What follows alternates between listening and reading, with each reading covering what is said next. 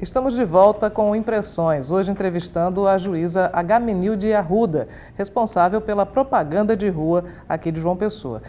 Tem um tema que é sempre bastante delicado, que é a questão da convocação dos mesários. E muita gente não gosta de trabalhar como mesário, recebe a convocação e tenta mil maneiras de efetivamente não cumprir essa obrigação. Como é que tem sido esse trabalho, doutora Agamenilde? Então, Cláudia, aproveito até essa oportunidade muito pertinente, essa sua lembrança, de dizer que a Justiça Eleitoral, na fase final, ao longo do ano, nós trabalhamos com o andamento e o planejamento das eleições, mas à medida em que a data chega do processo, do dia da eleição efetivamente, nós vamos precisando de maior recursos humanos.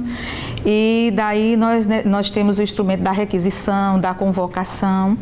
E hoje, o que mais demanda agora, da nossa preocupação quase imediata, é da questão da convocação dos mesários, porque tanto assim que o TSE ele institucionalizou um projeto, o mesário voluntário, através de convênios com as universidades, uma forma de, na grade curricular, o estudante também ter esse incentivo e constar no seu currículo, afora tudo não é transtorno para a vida daquele que trabalha como mesário. Na questão do estudante voluntário, ele tem alguns cursos que oferecem ou qualquer curso? É qualquer curso, as universidades são conveniadas com a Justiça Eleitoral, eles se inscrevem e servem até para concurso público, em caso de empate do concurso público, né?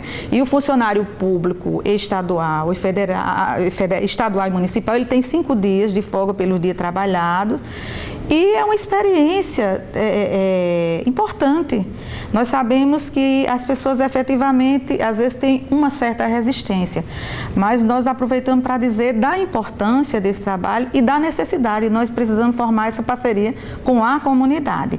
Uma cidade como João Pessoa, nós não temos tanta dificuldade, porque a população é uma população já envolvida com certeza, mas quando passa lá para o interior, a gente tem dificuldade. Quando tira o parentesco, os envolvimentos nas direções partidárias, principalmente na eleição municipal, então surge muita dor de cabeça para o magistrado da convocação.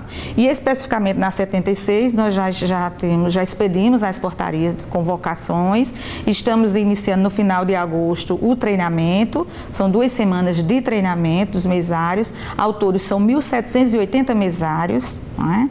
São 339 sessões das 76ª zonas, em 40 locais de votação.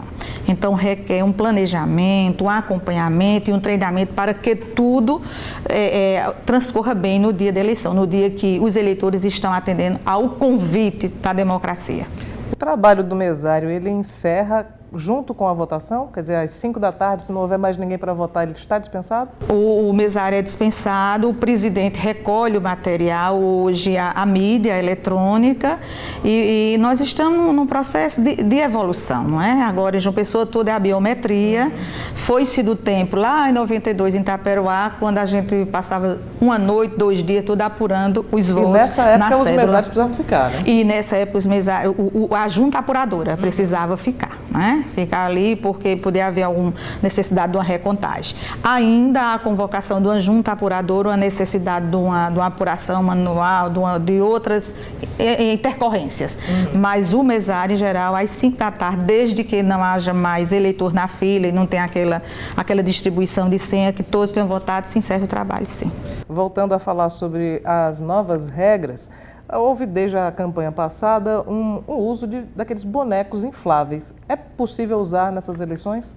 Não, Cláudia, não.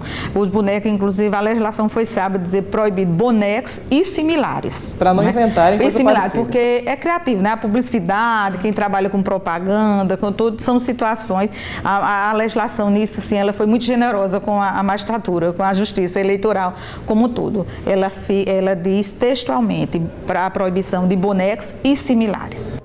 Em relação, nós falamos sobre as carreatas, a senhora disse que é permitido, mas é preciso usar com parcimônia, é preciso informar previamente. No caso das caminhadas, e principalmente aquelas caminhadas que os candidatos quiserem fazer nas regiões mais populosas, no centro da cidade, por exemplo, quais são as regras? Elas são permitidas, os candidatos eles informam até 48 horas antes do evento à Justiça Eleitoral, para o fim de segurança e de acompanhamento, disciplinamento e até de acompanhamento entre os partidos, para que todos tenham a oportunidade de se aproximar do eleitor, e nós temos a preocupação só por conta dos horários, né?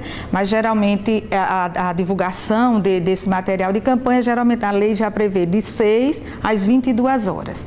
Então essas caminhadas também e as manifestações, elas são admitidas legalmente. A colocação de propaganda de rua em prédios públicos ou prédios privados, quais as regras para cada caso? Em público é vedado, né? E em bens de uso comum, por exemplo, no táxi, no ônibus, na concessão pública, então, de uso comum, na faculdade, então não pode.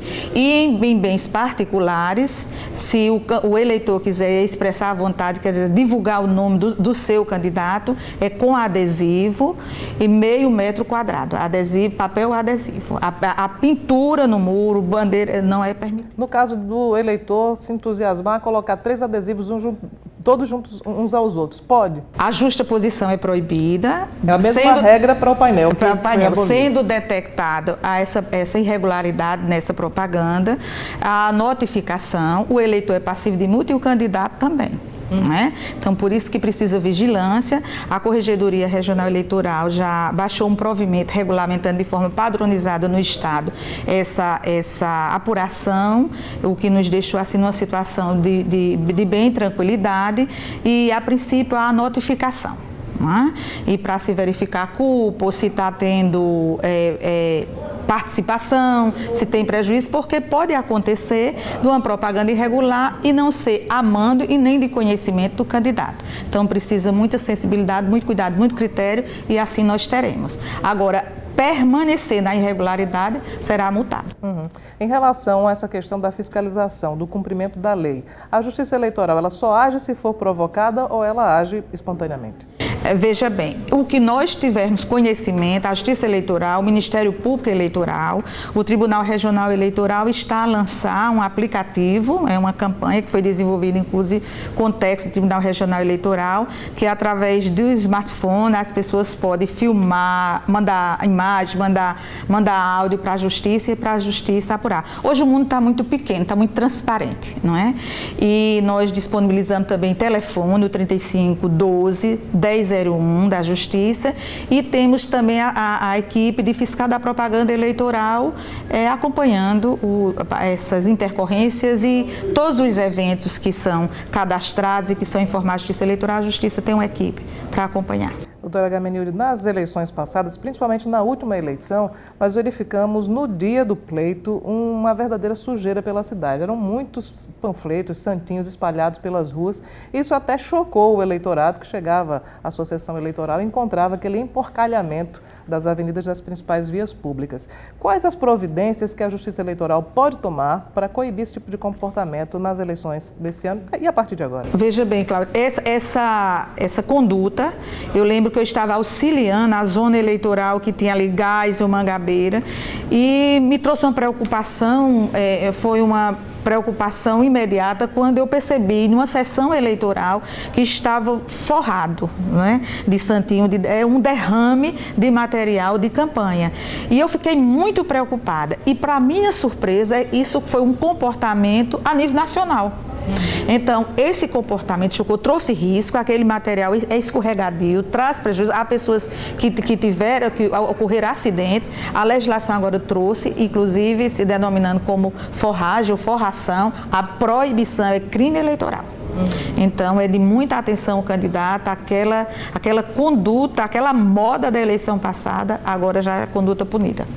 Na eleição passada, eu lembro que as duas principais coligações, elas foram acionadas e depois acabaram fazendo sua defesa, nenhuma das duas foi punida. Mas mesmo no caso do candidato não ter conhecimento, ele vai responder. Agora vai responder porque é a previsão legal, nós estamos trabalhando nisso, todos têm conhecimento, ninguém pode alegar desconhecimento da causa. A senhora falou sobre a susceptibilidade dos candidatos e também dos eleitores às punições. Quais são as punições previstas nesses casos todos que nós falamos de descumprimento à lei eleitoral? Multa, detenção e outras situações de maior complexidade, de cassação de registro, de outras situações. Vamos falar dessa situação imediata. O que mais agora com relação à propaganda de rua e à propaganda irregular, a multa e pode haver até detenção. As multas variam de quanto a quanto? A multa em outdoor de 5 a 15 mil e há outros aspectos de multa que nós julgamos que já pesa no bolso de 5 a 30 mil reais. Nessa época no chamado microperíodo eleitoral, os prazos são também muito céleres. Sim, são rápidos, e a questão da propaganda também, imediata. Porque o processo eleitoral, ele tem toda uma vigência, né? Há o aspecto do calendário eleitoral, há toda uma previsão de ações e de acontecimentos. A senhora falou sobre as equipes de fiscalização. O Tribunal Regional Eleitoral da Paraíba, ele tem equipe suficiente para verificar todos esses acontecimentos? Em termos de pessoal, eu não poderia ser ingênua nem passar essa imagem de que em toda esquina, em todo bairro terá essa equipe, esse falante. Mas nós o que estamos compromissados de apuração e para isso é que nós estamos também, não só os candidatos, mas a Justiça Eleitoral como um todo, valendo das informações das redes sociais e do mundo da tecnologia, para poder averiguar e chegar mais perto. Aí, tanto é que o aplicativo Pardal ela vai ser um instrumento fortemente que vai nos auxiliar muito. Como é que funciona o Pardal?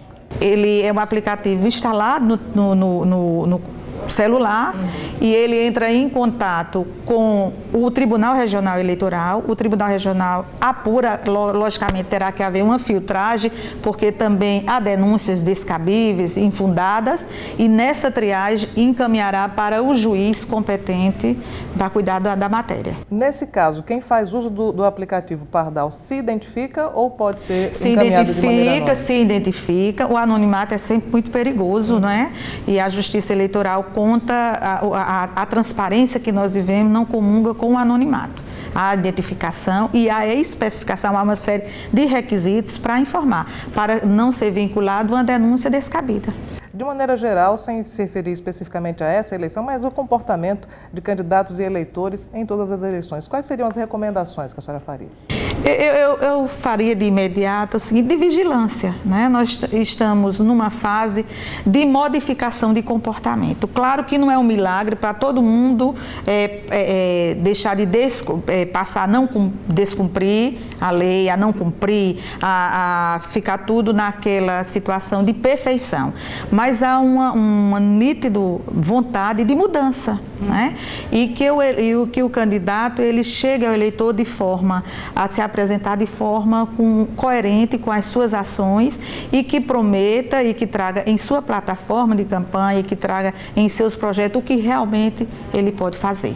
Porque o eleitor, sem dúvida nenhuma, passará a ficar mais exigente. Ok, doutora Agamenilde, muito obrigada pela sua participação e pelos esclarecimentos aqui sobre todos esses temas aqui no Impressões. Nós que agradecemos, Cláudia, a oportunidade. Parabenizo pelo programa e já conhecida de outras oportunidades. Um abraço. Muito obrigada. O Impressões de hoje vai ficando por aqui. Mais uma vez agradecemos muito pela sua audiência. Nós voltamos com um novo entrevistado e um novo tema na próxima semana. Até lá.